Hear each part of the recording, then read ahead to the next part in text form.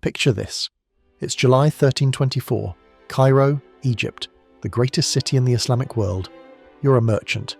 You sell silk from your family's shop in the Khan el-Khalili Bazaar. Yesterday you sold a bolt of Chinese silk for 10 gold dinars. Good price, fair, market rate. Today a customer comes in, same silk, same quality, same bolt. How much, you say? 10 gold dinars. He laughs. I'll give you 2. You're insulted. That's robbery. The price is 10. He shrugs and pulls out a gold dinar, then another, and another, and another, and another. He's got dozens of them, just loose in his pocket. Everyone has gold now, he says. Too much gold, it's worthless. 2 dinars, take it or leave it. You look around the bazaar. Everyone's paying with gold. Gold dinars everywhere, piles of them. Gold that was rare yesterday, common today, worthless. Your savings. 200 gold dinars. A fortune yesterday. Today, won't buy a camel. In 24 hours, the value of gold in Cairo crashed by 80%. The entire Egyptian economy destroyed overnight. Why? Because one man passed through with too much gold. More gold than anyone had ever seen. His name, Mansa Musa, Emperor of Mali, West Africa. The richest human being who has ever lived. And he just accidentally destroyed the Egyptian economy by being too generous. If you want to know how one man's wealth broke an entire civilization, hit that subscribe button. This is the story of Mansa Musa, the African king richer than all of Europe combined, who went on pilgrimage to Mecca with so much gold he crashed the Mediterranean economy for 12 years, and then had to borrow money to get home. Let's start with how one man got that rich. 1312 AD. The Mali Empire, West Africa, modern-day Mali, Senegal, Gambia, the largest, richest empire in Africa, controlling the trans-Saharan gold trade. And Mansa Musa just became emperor. He didn't conquer his way to power, he inherited it. Kind of. The previous emperor, Abu Bakr II, got obsessed with the Atlantic Ocean. He wanted to know what was on the other side, across the Western Sea. In 1311, Abu Bakr assembled 2,000 ships, filled them with soldiers, supplies, and treasure, and sailed west into the Atlantic looking for whatever was out there. He never came back, not one ship. All 2,000 vanished, dead probably, shipwrecked, storm. The Atlantic is unforgiving. So the crown passed to Musa, the deputy ruler, aged 25, suddenly emperor of the richest empire on earth. Why so rich? Gold and salt. Mali controlled the Bambuk and Bure goldfields in modern Guinea and Mali. Half of all the gold in the world came from West Africa, half, all of it. And Mali controlled the trade routes. Gold travelled north across the Sahara to North Africa, to Europe, to the Middle East. Salt travelled south from Saharan salt mines into West Africa. Both were worth more than their weight literally. In some parts of West Africa, salt was worth more than gold pound for pound, because you need salt to survive, to preserve food, to stay alive. Mali sat in the middle, taxing everything, controlling everything. Mansa Musa's empire stretched 2,000 miles east to west. 400 cities, Timbuktu, Djenné, Gao. Centres of trade, learning, culture. Timbuktu alone had 25,000 students studying at Sankara University. Law, astronomy, mathematics, medicine. While Europe was still medieval, Mali was rich, educated, powerful, organised, and Mansa Musa ruled it all. Estimates of his wealth vary wildly. Modern calculations, $400 billion in today's money. Others say incalculable. He controlled half the world's gold supply. How do you calculate that? You can't. It's just incomprehensible wealth.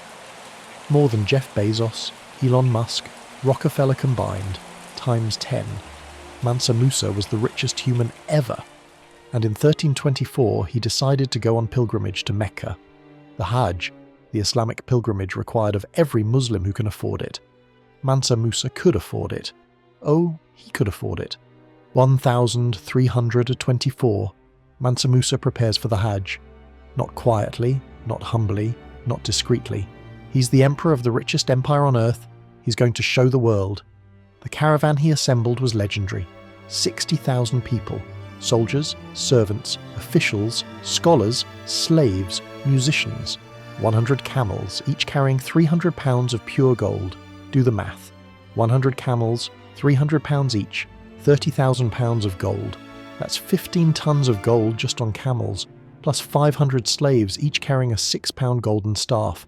That's another 3,000 pounds of gold just in staffs, plus countless gold in everything. Bags, clothing, decorations. Mansa Musa's caravan was carrying, estimates say, 21 tons of gold. In 1324, gold was worth roughly $40 per ounce. 21 tons of gold, that's 672,000 ounces. At $40 per ounce, that's $26.8 million in 1324 money, which is roughly $600 million today. He's travelling with $600 million of gold on camels across the Sahara Desert for 4,000 miles from Mali to Mecca and back. The caravan stretched miles, literal miles.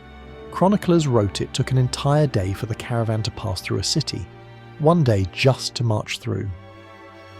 Mansa Musa rode at the front in golden robes under a golden parasol, accompanied by 60,000 people in his entourage. This wasn't a pilgrimage, this was a statement. I am the richest man on earth, and I want everyone to know it. The journey took months, first north through the Sahara to North Africa, then east through Egypt, Cairo, the Sinai, Arabia, and finally Mecca. Every city he passed, every single one, he showered in gold. Walada, first stop, a desert trading post in northern Mali. Mansa Musa arrives with his 60,000-person caravan. The locals have never seen anything like this. Musa gives away gold to everyone. Leaders, scholars, poor people, everyone. Handfuls of gold, just giving it away. The city is stunned. Who is this man? Timbuktu, his own city technically, but still. He stops, pays for a new mosque, paid in gold in advance, all of it. Architects start designing immediately. It'll become the Jingariba Mosque, still standing today. Then north into the Sahara, crossing the harshest desert on earth. Months of sand, heat, no water, brutal. Camels die, people die, but the caravan pushes forward, 1,500 miles across desert. Finally they reach Tagaza, a salt mining town in the middle of nowhere. Musa gives away gold again for supplies, for hospitality. The miners can't believe it. Salt for gold! Usually it's the other way around. Then across into North Africa. Cities of the Maghreb, modern Tunisia, Algeria, Libya. Everywhere Musa stops. He gives away gold. Not coins, ingots, chunks, handfuls. To scholars, to mosques, to officials, to beggars. Everyone gets gold from Mansa Musa. He's redistributing wealth across North Africa. Not on purpose. He's just being generous, pious. Islamic duty, give to the poor. But the scale of his giving is unprecedented. He's flooding local economies with gold, and gold, when there's too much of it, becomes worthless. Then July 1324, Cairo, Egypt, the greatest city in the Islamic world, capital of the Mamluk Sultanate, 500,000 people, the largest city between Baghdad and Cordoba. Mansa Musa enters Cairo with 60,000 people, 100 camels carrying gold, servants with golden staffs. The Cairenes lose their minds. Who is this man? Nobody in Cairo even knew Mali existed. Mali? West Africa? Is there even civilization there? Racist, ignorant, but true. Medieval Arabs and Egyptians viewed sub-Saharan Africa as backward, primitive. And here comes Mansa Musa, richer than their sultan, richer than anyone they'd ever seen. Disrespect turns to shock, turns to greed. The sultan, Al-Nasir Muhammad, invites Musa to the palace, but there's a problem. Protocol. In Mamluk Egypt, everyone bows to the sultan, kisses his hand, kisses the ground. Musa refuses. I bow to Allah alone, not to any man. The sultan's officials are furious. You will bow to the sultan? Musa stands firm. I am an emperor. I bow to no one but God. Eventually they compromise. Musa bows but says he's bowing to Allah, not the sultan. Face saved on both sides. For 3 months, Mansa Musa stayed in Cairo, and he spent gold like water.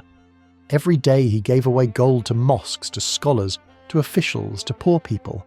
He bought supplies, gifts, souvenirs, all with gold. He paid his entourage's expenses, all with gold.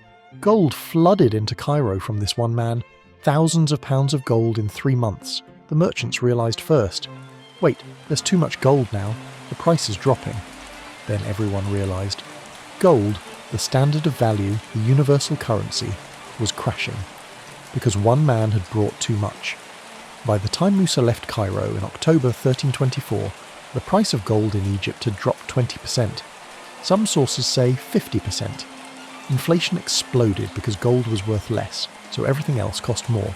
A loaf of bread that cost 1 gold dinar before now cost 2 or 3 or 4. The Egyptian economy crashed overnight, and Mansa Musa moved on to Mecca, unaware of the chaos behind him. November 1324, Mansa Musa arrives in Mecca, the holiest city in Islam. He performs the Hajj, the pilgrimage, the rituals, circling the Kaaba 7 times, praying at the holy sites, drinking from the Zamzam well, visiting the Prophet's tomb in Medina. For Muslims, this is the pinnacle of faith, the ultimate religious experience. For Mansa Musa, it's also a chance to show off. He donates massively to Mecca and Medina, building projects, mosques, madrasas, gold everywhere again. He meets scholars from across the Islamic world, Persia, India, Arabia, North Africa. And he hires many of them to come back to Mali. Architects, scholars, poets, judges.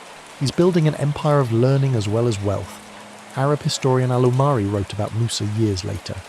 He left Mecca with a great number of distinguished scholars whom he had enticed with generous gifts. Musa's Hajj accomplished 2 things. 1, religious duty fulfilled. He's now Hajji, a pilgrim respected in Islam. 2, political statement. Mali is rich, powerful, civilized. Respect us. And then he turned around to go home. 4,000 miles back across the desert through Egypt again. And that's where the irony hits. January 1325. Mansa Musa returns to Cairo. He's been gone 4 months since his last visit. He's out of gold. Wait, what? The richest man on earth ran out of money. How? He gave it all away, that's how. 60,000 people in his entourage for a year of travel, feeding, clothing, paying all of them, plus gifts to every city, every mosque, every scholar, every beggar, plus his donations in Mecca and Medina, plus souvenirs and expenses. He spent all 21 tons of gold in 1 year. Musa returns to Cairo and realizes, I need money to get home, so he borrows. From Egyptian merchants, the same ones whose economy he destroyed 6 months ago. The irony is perfect. Musa borrowed at incredibly high interest rates. Why? Because gold was still worthless in Cairo. The merchant said, You want to borrow gold? Fine, but you'll pay back double. Musa agreed.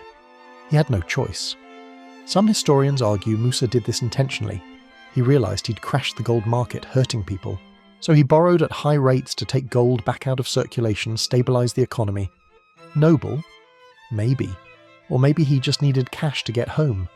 Either way, by borrowing gold and taking it out of Egypt, he did stabilize the market somewhat. But the damage was done. For 12 years, Egypt's economy suffered inflation and instability, all because one man was too rich. Chronicles from the time say gold didn't recover its value in Cairo until 1336. 12 years of economic chaos from one pilgrimage. Mansa Musa finally made it home to Mali in 1325, and he brought back more than just memories. Musa returned to Timbuktu with architects from Mecca and Cairo, especially Abu Ishaq al-Sahili, a Granada-born architect and poet. Al-Sahili introduced burnt brick architecture to West Africa. Before, buildings were mud and wood. After, burnt brick, stone, permanent. The Jingareba Mosque in Timbuktu, built 1327, still standing. The Sankor Mosque, built same time, still standing. Timbuktu transformed from desert trading post into a centre of learning. 25,000 students by 1450 studying law, astronomy, mathematics, medicine. Libraries with hundreds of thousands of manuscripts in Arabic, Bambara, Fulani languages. Scholars from across the Islamic world came to Timbuktu to study, to teach. The jewel of the Sahara, the Athens of Africa, and it was built with Mansa Musa's gold and vision. But there's a darker side. Musa's wealth came from gold and slaves. The Mali Empire was built on slavery, the trans-Saharan slave trade, captured in war, traded north to Arab markets. Musa's own pilgrimage included 500 slaves carrying golden staffs and many more in his entourage. Slavery was fundamental to his wealth and power. We can admire his architectural patronage, his promotion of learning, while also acknowledging the human cost. History is complicated. Mansa Musa ruled Mali until 1337, 25 years as emperor. He died around age 50, the cause unknown. His son Magan inherited the throne but was weak. Within decades, the Mali Empire began to decline. Invasions from the Mossi and Tuareg, civil wars, succession disputes. By 1400, Mali was fractured and weak. By 1500, mostly gone. The Songhai Empire rose to replace it. But for a brief time, 1312 to 1337, Mali was the richest, most powerful empire in Africa, and Mansa Musa was its peak. The gold crash of 1324 wasn't just an Egyptian problem, it spread throughout the Mediterranean. Gold from Cairo flowed to Syria, Turkey, Italy, Spain. Everywhere gold arrived from Cairo, it carried inflation. Merchants in Venice, Genoa, Constantinople all saw gold values drop. For 12 years, the Mediterranean economy was disrupted by one man's generosity. It's one of the few times in history where one person single-handedly crashed an international economy, not through war or conquest or policy, just by being too rich and too generous. Modern economists study Musa's pilgrimage as a case study in monetary supply and demand. When supply, in this case gold, increases dramatically, value drops. Basic economics, but never on this scale. Musa brought tons of gold into a market that had stable supplies and broke the market. It's like if Jeff Bezos went to a small country and tried to spend $1 billion in cash. The country's currency would collapse from inflation. That's what Musa did to Egypt, to the Mediterranean. His wealth was so vast it couldn't be contained. Today, Mansa Musa is mostly forgotten in the West. Ask a random person, who's the richest human ever?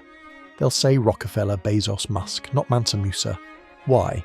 Because African history is erased, ignored, undervalued. The narrative for centuries was, Africa has no history, no civilization. Racist colonial propaganda. But it's wrong. The Mali Empire was more advanced than most of medieval Europe. Timbuktu had universities when Europe had mud huts. Mansa Musa was richer than all European kings combined. And yet, he's a footnote. That's changing, slowly, but it's changing. African history is being reclaimed, retold, celebrated. And Mansa Musa is the perfect symbol. Wealth, power, learning, faith, generosity, and complexity, slavery included.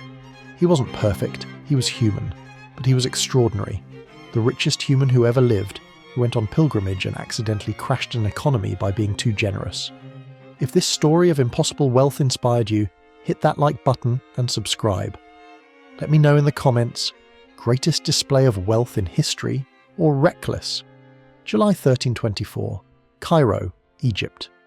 Mansa Musa arrived with 60,000 people and 21 tons of gold, and in 3 months destroyed the Egyptian economy by giving away too much gold.